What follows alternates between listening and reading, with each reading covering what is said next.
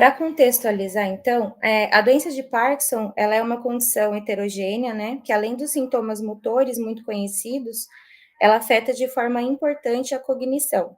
Então, prever esse comprometimento da cognição, ele é essencial para o acompanhamento precoce e fazer o manejo clínico desses pacientes.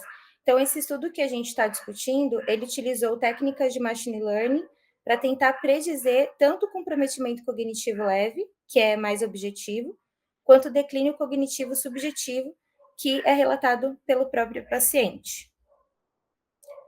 Então, o objetivo foi aplicar modelos de machine learning, né, para prever esses dois desfechos, e para isso eles integraram dados de 3 grandes cortes e avaliaram não apenas o desempenho, mas também a robustez dos modelos. E um ponto importante também é que eles utilizaram o SHAP para interpretar os preditores e conectando os preditores aos achados na prática clínica. Para que a gente consiga entender o decorrer do artigo, é importante alinhar aqui alguns termos e ferramentas.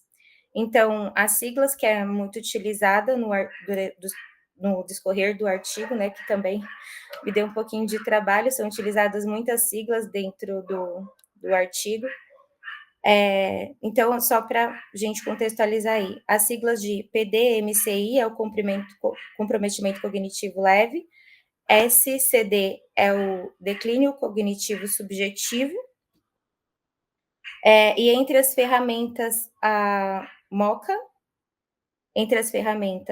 a MoCA e o Benton, J-Low, além das escalas clínicas que são a MDS, o PDRS e a SCOPA-ALT, são escalas que são utilizadas para auxílio de diagnóstico, e as cortes são a LuxPark, PPM e Iceberg, e as diretrizes são pelo MDS e a UKPDSBB, que são sociedades onde eles seguem essas diretrizes.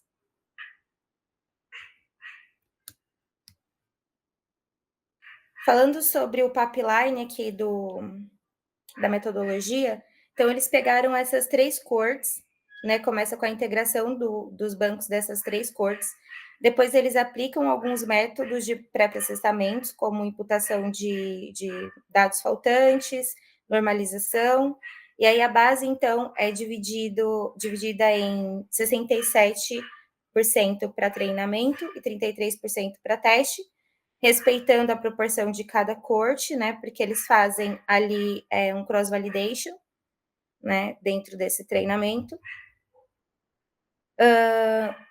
E essa base é estratificada em 5 partes.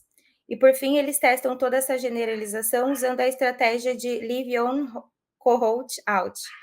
Eu peço perdão pela minha pronúncia, mas eu acredito que vocês sabem que é uma estratégia de validação fora não é interna, é externa.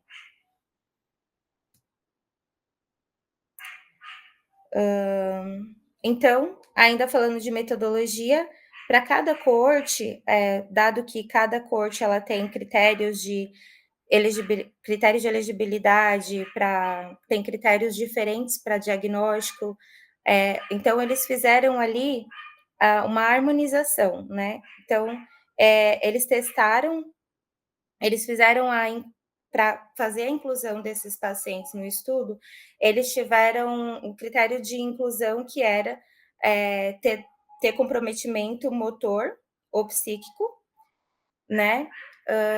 E a exclusão é pacientes que não tiveram esse segmento ou não tiveram nenhuma avaliação cognitiva. Eles utilizaram 9 algoritmos para classificação e 8 de sobrevivência, na verdade, é de tempo até o evento. E o ajuste dos hiperparâmetros ele foi feito via validação cruzada aninhada, em 2 fases. Entre os principais resultados, a gente pode ver ali, pelo desfecho que, para o comprometimento cognitivo leve, a corte de LuxPark ela teve o melhor desempenho na classificação, uma área sobre a curva de 0,70, e o C-index de 0,63, sendo dentro desse contexto o inferior a corte de iceberg. Ela teve um desempenho inferior aos outros, talvez por conta da limitação do tamanho amostral. Para o desfecho de declínio cognitivo subjetivo, a gente teve um melhor desempenho em ambos da corte do PPMI, enquanto que, novamente, a iceberg ela teve um desempenho inferior em relação aos outros, talvez também pelo tamanho amostral. Em relação aos resultados de multicorte, a gente teve um desempenho mais estável aliás, para os resultados de multicorte, para o desfecho de declínio cognitivo leve, a gente teve um desempenho maior, estável, as cortes da LuxPark e da PPMI, né? Já para já de novo o desempenho o mais inferior foi talvez então a iceberg novamente. E para declínio cognitivo subjetivo, a gente teve é que não está aqui, mas novamente a iceberg, que também teve um desempenho inferior relacionado aos outros. Resumidamente, para desfecho do declínio cognitivo leve, o melhor algoritmo foi, então, que teve melhor desempenho em classificação e em confiabilidade clínica foi o ADA-Bush, que ele teve uma área sobre a curva de 0,70 na corte da LuxPark. E do tempo até o evento, foi o Cox penalizado, que ele teve um bom equilíbrio e teve uma superestimação em riscos altos. Para declínio cognitivo subjetivo, a gente teve o FIX como melhor algoritmo, e para declínio cognitivo subjetivo, nenhum algoritmo se destacou tão bem. Ele teve boa discriminação, mas a calibração na metodologia avaliada ali nos resultados foi fraca. Para avaliação multicorte, para o desfecho de declínio cognitivo leve, o ADA-Bush e o gradiente Bush foram os melhores algoritmos, e a corte mais sensível foi a iceberg, e a multicorte para declínio subjetivo, a gente teve o FIGS e o GOD-GETS como os melhores algoritmos e ligeiramente superior à corte única.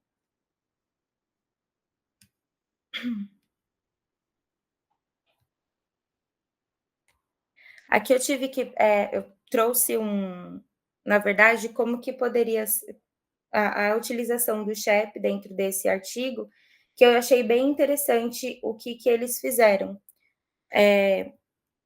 Então, aqui eles utilizaram, que geralmente o SHAP ele é utilizado para entender, geralmente, as top features, né? Então, ou seja, as preditoras mais importantes para o modelo. Mas aqui os autores, eles utilizaram a técnica para entender não só como seriam as preditores mais importantes, mas sim quão estáveis essas preditoras se mantinham, né, em diferentes modelos e cortes. Então, para tentar ali também ligar, eles também tentaram ligar as variáveis explicativas às curvas de decisão e calibração, reforçando a aplicabilidade clínica nos achados que eles tiveram. Outra coisa que foi interessante é que, por exemplo, aqui nesse fluxo a gente vê que a análise de Shapley, então, ela identifica os preditores importantes, e aí eles separaram esses grupos das preditoras mais importantes entre alto risco e baixo risco, segundo o Shapley, eles separaram, então, esses grupos, aplicaram a curva de Kaplan-Meier e fizeram a comparação dessas curvas utilizando esse teste de long rank, e aí eles verificaram isso dentro de um intervalo de confiança para poder falar que realmente aquelas preditoras que foram encontradas ali utilizando o SHAP, elas se sustentariam ali numa utilidade clínica.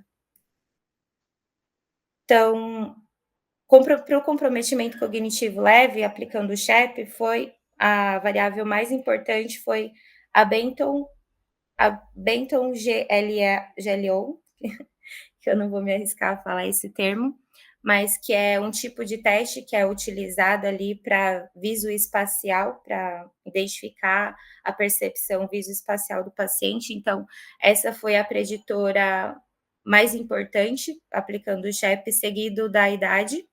E para comprometimento cognitivo subjetivo, foi um score também de uma ferramenta de uma diretriz utilizada pela MDS.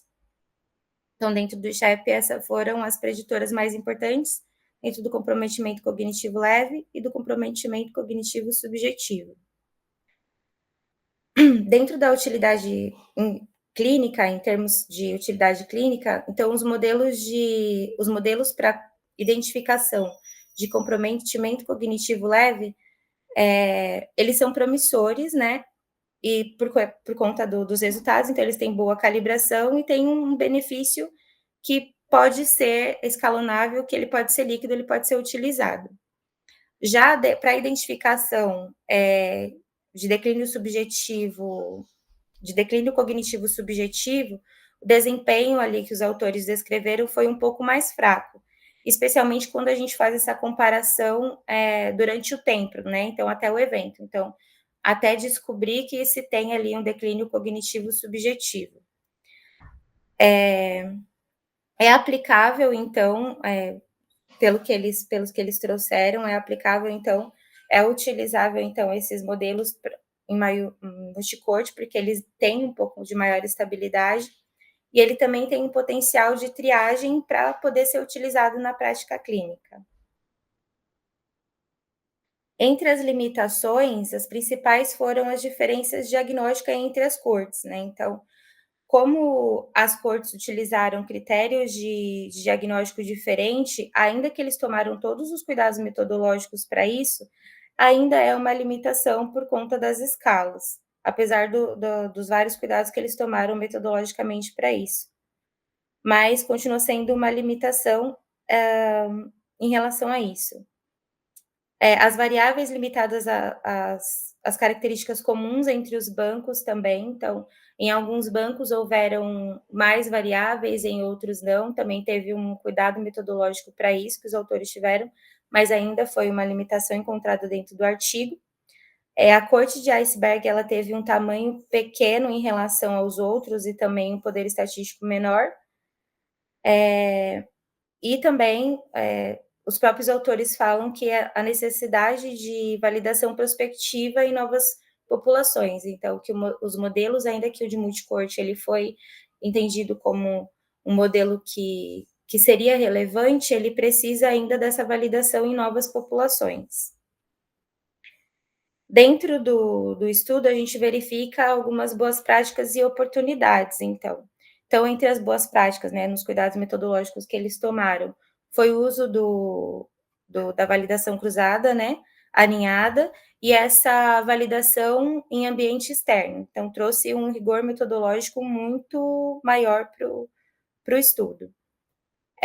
Trago aqui também como boa prática o alinhamento de CHAP com HR, que trouxe ali uma explicabilidade clínica, então traz um valor clínico aplicar HR para as variáveis trazidas pelo CHEP, traz acredito que um entendimento maior, uma confiabilidade maior para profissionais de saúde que iriam utilizar esse algoritmo para auxílio diagnóstico. E a multicorte também, ela traz, por eles ter feito essa aplicação, esse desenvolvimento desse algoritmo em uma multicorte, eles trouxeram mais estabilidade e robustez para o modelo por trazer ali uma representatividade maior de amostra. Então, as oportunidades são talvez esses algoritmos eles ajudarem em entender biomarcadores para identificar esse declínio cognitivo subjetivo e o declínio cognitivo leve. É muito importante na saúde digital e numa validação prospectiva para outros estudos. Então, os autores, eles concluíram que o modelo de machine learning multicorte, eles são comparáveis com desempenhos de corte única, mais estáveis e mais robustos, sendo promissores para prever, declínio cognitivo, comprometimento cognitivo leve na prática clínica, mas os modelos para identificação de declínio cognitivo subjetivo, eles ainda necessitam de um refinamento para estarem, para a gente poder falar que é aplicável. Obrigada, pessoal.